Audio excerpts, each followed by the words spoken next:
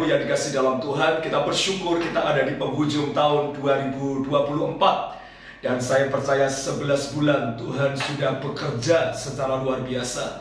Hari ini kita ada di penghujung tahun 2024 di bulan Desember. Dan saya percaya semua karena anugerahnya.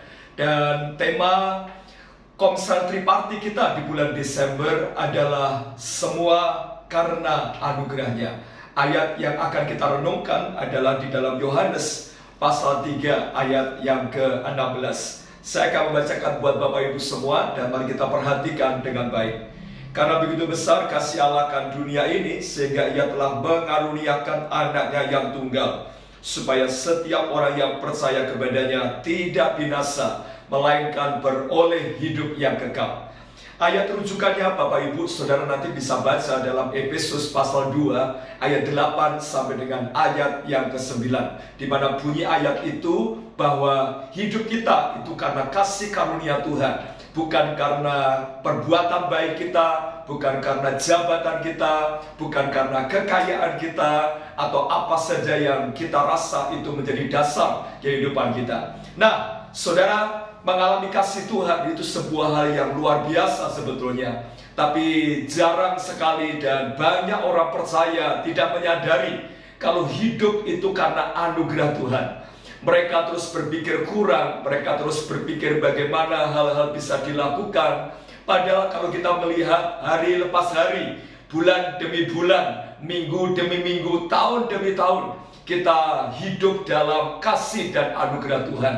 Dimulai dari kasih Bapa yang memberikan anaknya untuk mati dan menebus dosa setiap kita, sehingga kita mendapatkan anugerah menikmati sorga. Dan hidup kita penuh pengharapan, hidup kita penuh masa depan, hidup kita penuh kemenangan di dalam Tuhan. Saudara, itu sebabnya sadar tidak sadar, mari kita terus mengucap syukur kepada Tuhan karena anugerahnya yang luar biasa itu. Nah, Yohanes pasal 3 ayat 16 menjadi sebuah acuan. Kenapa? Karena dari Yohanes pasal 3 ayat 16 kita melihat betapa kasih Tuhan, anugerah yang Tuhan berikan kepada kita yang sebetulnya kita tidak layak. Anugerah adalah sesuatu yang sebetulnya kita tidak bisa menerima, sesuatu yang sebetulnya kita tidak layak menerima, tapi Tuhan memberikan kepada kita, dan itu sebuah hal yang luar biasa. Bapak Ibu, apalah arti kita mendapatkan dunia, apalah arti kita mendapatkan segalanya kalau kita tidak menikmati sorga, kalau kita tidak menikmati keselamatan yang kekal itu. Nah, pertanyaannya adalah mengapa? Semua karena anugerahnya. Yang pertama, bukti kasih Allah kepada setiap orang yang percaya. Yohanes pasal yang ketiga ayat 16 dikatakan, karena begitu besar kasih Allah akan dunia ini. Ayat ini sedang menunjukkan bahwa mengapa semua karena anugerahnya. Yang pertama karena kasih Bapa yang luar biasa dalam kehidupan kita. Kasih yang tidak terukur, karena begitu besar kasih Allah yang sebetulnya saudara dan saya tidak layak menerimanya. Tapi Tuhan mengasihi kita bukan karena perbuatan baik kita, bukan karena kekayaan kita, bukan karena ketampanan kita, bukan karena apa yang kita punya, tapi karena kita adalah berharga di hadapan Tuhan. Karena saudara dan saya berharga, kita makhluk ciptaan Tuhan, segambar dan serupa dengan Tuhan. Makanya Tuhan Dia rela memberikan anaknya, dan itu bukti kasih yang luar biasa. Yang seharusnya kita binasa, tapi saudara dan saya hidup dalam kemuliaan. Itu sebabnya saudara, mari kita belajar melihat kasih Tuhan, kasih yang tak terukur, kasih yang bukan karena perbuatan baik kita. Jadi mengapa semua karena anugerahnya? Yang pertama karena bukti kasih Allah kepada kita. Yang kedua itu karena Yesus diberikan kepada kita. Ayat yang ke-16 Yohanes pasal 3 dikatakan bagian B, Ia telah mengaruniakan anaknya yang tunggal. Saudara, ayat ini menarik sekali. Bapa mengaruniakan anaknya yang tunggal, dan itu sebabnya kenapa semua karena anugerahnya.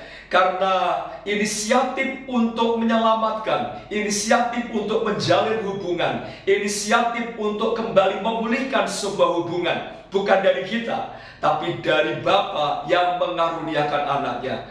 Yesus, Bapa bukan hanya bicara, Bapa bukan hanya retorika, tapi Bapa benar-benar memberikan anaknya. Anak yang diberikan, yang kita kenal dalam nama Tuhan Yesus, mati di salib, berkorban buat kita. Itu adalah bukti Tuhan mengasihi kita. Dan itu sebabnya semua karena anugerahnya. Mengapa? Karena yang harusnya disalib saudara dan saya, yang harusnya binasa saudara dan saya, tapi Yesus rela disalib, rela terkutuk, rela dianggap menjadi orang buangan, tapi dia menjadi batu penjuru yang luar biasa. Yang terakhir, yang ketiga, juru selamat kekal, karena kita percaya kepada Tuhan.